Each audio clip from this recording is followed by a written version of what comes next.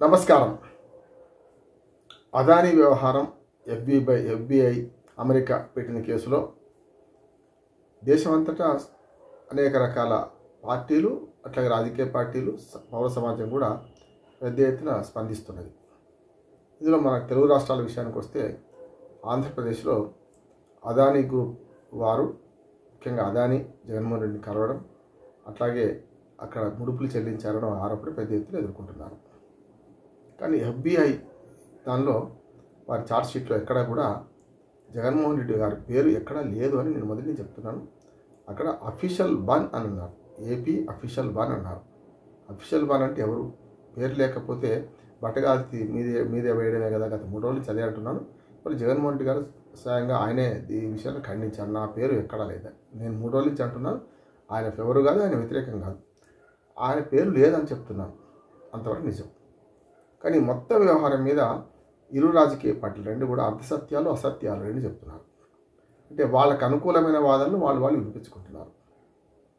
ఉదాహరణకి వాళ్ళు జగన్మోహన్ రెడ్డి గారి ప్రెస్ మీట్ తీసుకుంటే, అంతకుముందు తెలుగుదేశం పార్టీ వారు స్పష్టంగా వచ్చే 25 ఏళ్లలో 1,00,000 కోట్లు రాష్ట్రానికి నష్టం కలిగిస్తున్నాడు జగన్మోహన్ రెడ్డి అని చెప్పి వాళ్ళు వాదిస్తున్నారు.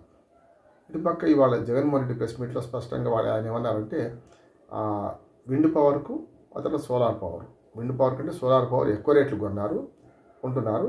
దానివల్ల మళ్ళీ వచ్చే 25 ఏళ్లలో ఇప్పుడు 87,500 కోట్ల రూపాయల నష్టం వస్తుందని వీరు అంటున్నారు.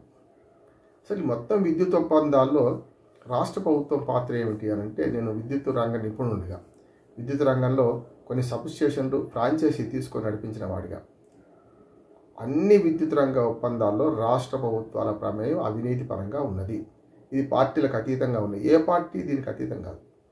ఇవాళ వైఎస్ఆర్ కావచ్చు, తెలుగుదేశం కావచ్చు, బీఆర్ఎస్ కావచ్చు, ఇవాళ కాంగ్రెస్ కావచ్చు, బీజేపీ కావచ్చు, ఆయా రాష్ట్రాలలో విద్యుత్ ఒప్పందాల విషయంలో రాష్ట్ర ప్రభుత్వాలు ఖచ్చితంగా అవినీతికి పాల్పడుతున్నాయి. అందుకనే దేశవ్యాప్తంగా ఒకే విద్యుత్ చట్టం తెస్తాం. విద్యుత్ చట్టం ప్రకారం దేశమంతా విద్యుత్ కొనుగోలు ఒప్పందాలు జరగాలని కేంద్ర ప్రభుత్వం చట్టం తెస్తే, ఆ చట్టాన్ని అన్ని పార్టీలు వ్యతిరేకించినాయి. రాష్ట్రాల్లో ఉన్న పార్టీలు. బీజేపీ వాళ్ళ రాష్ట్రాలు వ్యతిరేకించారు, ఎందుకంటే కేంద్ర ప్రభుత్వం చేసింది కదా, వాళ్ళ పార్టీ కదా అని. కానీ బీఆర్ఎస్ కానీ, వైసీపీ కానీ, టీడీపీ కానీ, అసలు అన్ని పార్టీలు విద్యుత్ ఒప్పందాలు రాష్ట్ర ప్రభుత్వ అంశము కనుక ఒప్పందాల్లో మా జోక్యం చేసుకోవద్దు, మీరు మా ఇష్టం కమిషన్ తీసుకుంటా, మా ఇష్టం అవినీతి చేసుకుంటా, మీరు అడిగే పని లేదు అంటున్నారు. ఒకవేళ విద్యుత్ రంగ సంస్కరణలో భాగంగా చాలా సంస్కరణలు చేయాల్సి ఉంది. ఇందులో కూడా ఈ సెంట్రల్ కమిటీ ఏదైతే ఇప్పటికి కూడా సెకీ ఉంది కదా, సెకీ ఏదైతుందో అది విద్యుత్ ఒప్పందాలు కుదుర్చుకొని వివిధ ప్రైవేటు వ్యాపారస్తుల వద్ద నుంచి, అంటే ప్రభుత్వ విద్యుత్ సంస్థలు ఉన్నాయి, ప్రభుత్వ విద్యుత్ ఉత్పత్తి సంస్థలు ఉన్నాయి, ఇప్పుడు మనకు ఎన్టీపీసీ లాంటివి, దాంతోపాటు ప్రైవేట్ రంగంలో కూడా హిమాచల్ ప్రదేశ్లో చాలా మన వాళ్ళే పెట్టుబడులు పెట్టారు అక్కడ. అట్లా చాలా రాష్ట్రాల్లో మరి ప్రైవేటు విద్యుత్ సంస్థల నుంచి అదానీ తీసుకుందాం, సోలార్ పవర్ గురించి పెద్ద ఎత్తున ప్రపంచవ్యాప్తంగా ఒప్పందాలు కుదుర్చుకున్నారు. వీటిలో సెకీ అనుమతి లేకుండా విద్యుత్ ఏదైతే సోలార్ పవర్ ఉందో, సెకీ అనుమతి లేకుండా ఒక్క విద్యుత్ ఒప్పందం కూడా జరగడానికి వీల్లేదు. సెకీ ఏమంటుంది, 7% కమిషన్ మేము తీసుకుంటాం మధ్యవర్తిత్వం నెరవేర్చినందుకు, అటుపక్క ప్రైవేట్ కంపెనీ వాళ్ళకి రాష్ట్ర ప్రభుత్వం మధ్యన అనుసంధానకర్తగా ఉంటామంటున్నారు. మరి ఇవాళ జగన్మోహన్ రెడ్డి మీద ఆరోపిస్తున్న సెకీ ఎవరిది? కేంద్ర ప్రభుత్వం ఆధ్వర్యంలో ఉంది కదా. మరి బీజేపీ కూడా దీన్ని వ్యతిరేకిస్తుంది కదా. మనకు ఏదైతే జగన్మోహన్ రెడ్డి అవినీతి పాల్పడ్డాడని చెప్పి ఎక్కడ రూపాయలు ముట్టంటే ఎక్కడ ఎఫ్బిఐ ఆరోపించలేదు. ఎఫ్బిఐ ఆరోపించింది ఒక వ్యక్తి అంటున్నారు, అది అఫీషియల్ వన్ అంటున్నారు. అంతేగాని జగన్మోహన్ రెడ్డి పేరు చెప్పలేదు కనుక ఇక్కడ ఒకవేళ జరిగితే కూడా ఈ ఒప్పందాలు ఎవరి మధ్య జరిగినాయి? 2 ఒప్పందాలు సెకీకి ఆంధ్రప్రదేశ్ ప్రభుత్వానికి జరిగినాయి.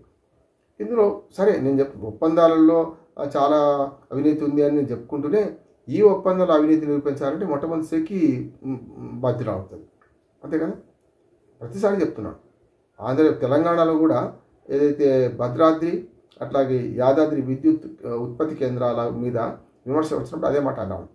అక్కడ ఛత్తీస్గఢ్ నుంచి కరెంటు కొంటుంటే, అంతకుముందు ఏదైతే మనకు రాష్ట్ర ప్రభుత్వం తెలంగాణ రాష్ట్రంలో కరెంటు పోద్దని కిరణ్ కుమార్ రెడ్డి చెప్పినప్పుడు అక్కడి నుంచి కరెంటు కొంటుంటే తక్కువ కొన్నామని వీళ్ళు అంటారు. ఏదైనా సరే ఒక 2 ప్రభుత్వాల మధ్య ఒప్పందాలు కుదిరినప్పుడు ఛత్తీస్గఢ్ ప్రభుత్వ అధికారులకు లంచం ఇచ్చినట్ట తెలంగాణ ప్రభుత్వ అధికారులు, 2 అధికార ప్రభుత్వాలు, అది అప్పుడు కాంగ్రెస్ ప్రభుత్వం అక్కడ ఉంది, ఇక్కడ బీఆర్ఎస్ ఉన్నది. బీఆర్ఎస్ కాంగ్రెస్ వ్యతిరేకం ఇక్కడ అప్పుడు ఒప్పందం కుదిరినప్పుడు మరి అటువంటిప్పుడు అక్కడికి ఇక్కడికి అంతకుముందు బీజేపీ ప్రభుత్వం ఉన్నది ఛత్తీస్గఢ్లో. అట్లా చూసుకుంటే అప్పటికి ఇప్పటికీ ప్రభుత్వాలు మారుతున్నాయి కానీ ఈ ఒప్పందాలు మారవు కదా. అందుకని రెండు ప్రభుత్వాల మధ్య ఒప్పందం కుదిరినప్పుడు ఎట్లా అవినీతి జరిగింది అంటున్నారు. అట్లాగే యాదాద్రి భద్రాద్రి విషయానికి వస్తే మెటీరియల్ సప్లై కానీ ముఖ్యంగా కాంట్రాక్ట్ కానీ BHEL కేంద్ర ప్రభుత్వ సంస్థ భారత్ హెవీ ఎలక్ట్రానిక్స్ లిమిటెడ్ వాటికి ఇచ్చారు. మరి ఒక ప్రభుత్వ రంగ సంస్థ ఇంకో ప్రభుత్వంతో ఒప్పందం కుదుర్చుకున్నప్పుడు అదే రాష్ట్రంలో ఉన్న ప్రభుత్వంతో ఒప్పందం కుదుర్చుకున్నప్పుడు లంచాలు ఎట్లా తీసుకుంటాయి అంటే ఇవి బట్టగాల్చి బీదేవేయాలి. అందుకనే జగన్మోహన్ రెడ్డి గారి ఆవేదన నిజం ఉన్నది. కానీ అసలు విద్యుత్ ఒప్పందాలన్నిటి మీద సంపూర్ణంగా సమీక్ష జరిపి ఎక్కడ ఏం జరిగినా అదాని నుంచి తీసుకున్నా అద్వానీ నుంచి తీసుకున్నా, నేను అద్వానీ అంటే అనాల్సిన అవసరం లేదు, కానీ ఎవరితో తీసుకున్నా కూడా డబ్బులే కదా. అదానీతోని కనుక జగన్మోహన్ రెడ్డి గారు డబ్బులు తీసుకున్న రుజువు అయ్యేదాకా కేవలం నిందితుడు కూడా కాదు, ఎందుకంటే FBI దానిలో లేరు కనుక చేయాల్సిన పని విద్యుత్ ఒప్పందాలన్నింటినీ పునఃసమీక్షించాలి. ఎక్కడ అవినీతి జరిగినా కేంద్ర ప్రభుత్వం ఏదో విద్యుత్ కొనుగోలు సంస్థ సెకీ ఉందో, ఇతర విద్యుత్ రంగ సంస్థలు ఉన్నాయో, విద్యుత్ రంగ సంస్థల మనకు ఏదో విజిలెన్స్ సెల్స్ ఉన్నాయో ఇవన్నీ దర్యాప్తు జరపాలి. తమ రాజకీయ ప్రత్యర్థుల మీద కక్షపూరిత చర్యలు తీసుకోవడానికి దీన్ని ఆ విధంగా వాడుకోకూడదు. అందుకనే జగన్మోహన్ రెడ్డి మీద కక్ష తెచ్చుకోవాల్సుకుంటే చాలా ఉన్నాయి. గతంలో 5 ఏళ్ల పరిపాలనలో ఎన్నైనా తీయచ్చు. కానీ కేంద్ర ప్రభుత్వ సంఘం ఆధ్వర్యంలో ఉన్న సెకీ సంస్థ నుంచి విద్యుత్ కొనుగోలు చేస్తే ఈయన డబ్బులు పోయినాయని చెప్పి బదనం చేయడం, దానికి ప్రతిగా ఇటుపక్క కూడా చంద్రబాబు నాయుడే 87,000 కోట్ల రూపాయలు నష్టం చేశారని చెప్పి వీళ్ళు ఆరోపించడం చూస్తే తిలా పాపం తలా పెట్టుకోడు. అందరి దగ్గర ఇటువంటివి ఉన్నాయి. ఎవరికి అనుకూలమైన వాదనలు వాళ్ళు చూపిస్తున్నారు. కాగితాలు చూపించేది కూడా ఎవరికి అనుకూలమైన కాగితాలు వాళ్ళు చూపిస్తున్నారు. ప్రజలకు వైట్ అండ్ బ్లాక్లో చూపించాల్సిన అవసరం ఉంది. జగన్మోహన్ రెడ్డి గారి పరిభాషలో చెప్పాలంటే వైట్ అండ్ బ్లాక్లో ప్రజలకు ఇప్పుడు వాళ్ళు రిలీజ్ చేశారు కదా, దానిలో నిపుణులు నిర్ధారిస్తారు ఏం సంగతి ఏం జరిగిందని. అది విండ్ పవర్ ఎట్లా కొన్నారు, సోలార్ పవర్ ఎట్లా కొన్నారు, అంతకుముందు థర్మల్ పవర్ ఎట్లా కొన్నారు, ఇవన్నిటిని బట్టి మనకు అర్థమవుతుంది.